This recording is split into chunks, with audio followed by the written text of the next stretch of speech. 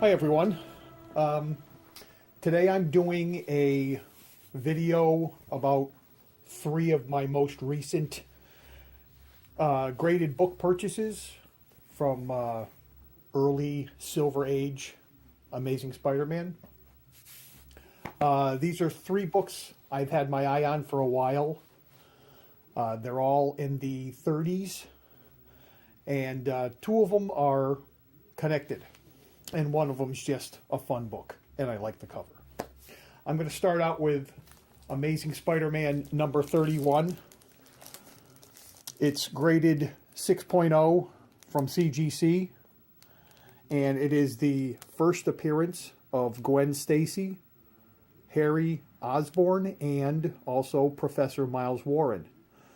Gwen is Peter's first serious girlfriend, Peter Parker, and she dies in Amazing Spider-Man 121, and that is a very big key issue in the Spider-Man history.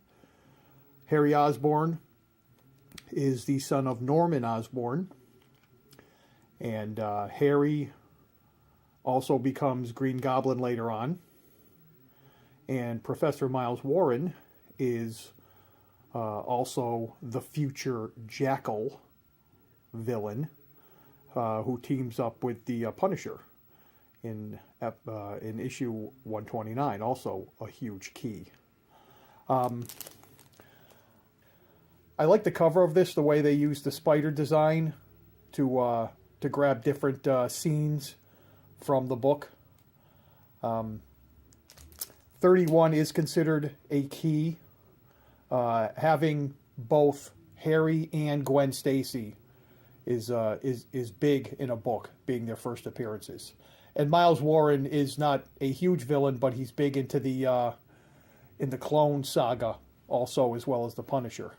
So that's that one.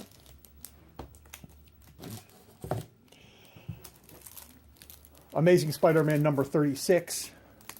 This is graded 7.0 from CBCS. I actually prefer the CBCS label, aesthetically speaking. CBCS and CGC are pretty much, I believe, equal in the way they're thought of in the grading quality. This is the first appearance and origin of the Looter, also known as the Meteor Man in other issues. This is Norton G. Fester.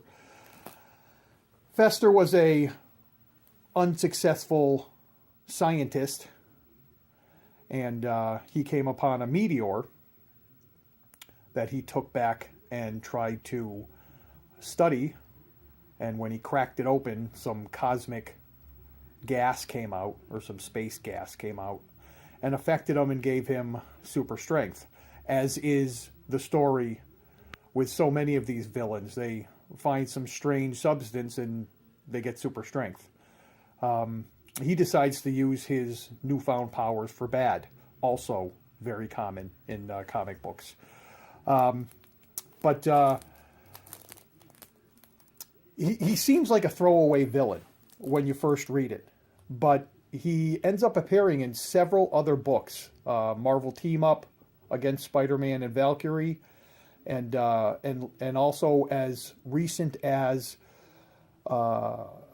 an arc in Amazing Spider-Man in the 600s, I believe. I was looking at an original art page from that arc, an original art page or two from that arc, but it didn't come off, so I didn't end up picking that up. But so he's not really a throwaway villain, although his origin would seem to lead him in that direction, but it didn't actually happen. So he later becomes known as the Meteor Man. But this is just a book that I like, and it's a 7.0, which is a nice grade. It's not this is like the lower end of a high grade, or the upper end of a mid grade, I guess, depending on how you look at it. And for the last book I have here, I have Amazing Spider-Man 37. It's graded 7.5 by CGC.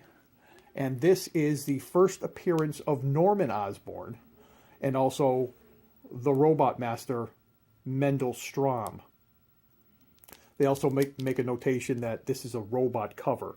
I've seen several CGC books that seem to categorize some books depending on the type of cover. There's bondage covers when people are tied up. I believe it's usually when women are tied up. Bondage covers. They have decapitation covers from the old horror books, and this I've seen robot covers. So I mean, if you were a robot cover collector, this would be also a book to have. So the importance of this is it is the first appearance of Norman Osborn, which is the father of Harry Osborn that we saw in issue 31 there. Norman Osborn is, as of issue 37, is already the Green Goblin. He shows up in issue 14. But we don't know that yet until issue 39, when it's shown that Norman Osborn is in fact the Green Goblin. And so Norman and Harry will torment Spider-Man as different Green Goblins for years to come. And I believe they're still kicking. I just do not currently read Spider-Man anymore. It got a little too much for me. So I actually would rather dip into the long box and read older books. And Mendel Strom, by the way, this is Mendel Strom right here. Mendel Strom was Norman Osborn's partner, and Norman Osborn swindled him out of the company, and he got all PO'd, and he just started to get, he tried to get his money back, and these robots are his inventions. So 31, 36, and 37, these are books I've kind of been looking to get into for a while at a reasonable price and solid mid-grade type issues. I feel fortunate to have a 7.5 here. That's not a high grade, but like I said, that could be considered the high of a mid-grade or the low of a high grade. And I have a couple others coming in. I found another credit card deal, and I decided to buy a few extra books.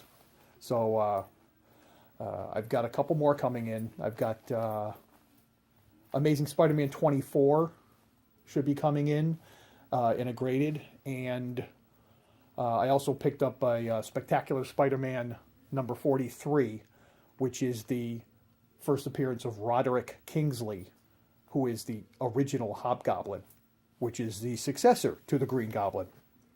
Which brings us all the way back to here with these Goblin issues.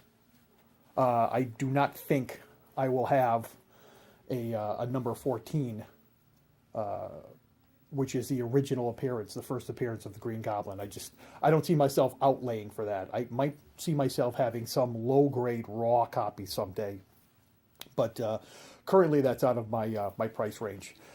I appreciate you watching, and I hope you come back for more comic videos. I also have silver stuff that goes up once in a while. I've been alternating between comics and precious metals recently, depending on what is floating my boat to spend my money on.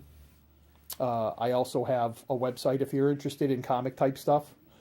It's www.thespiderfiles.com.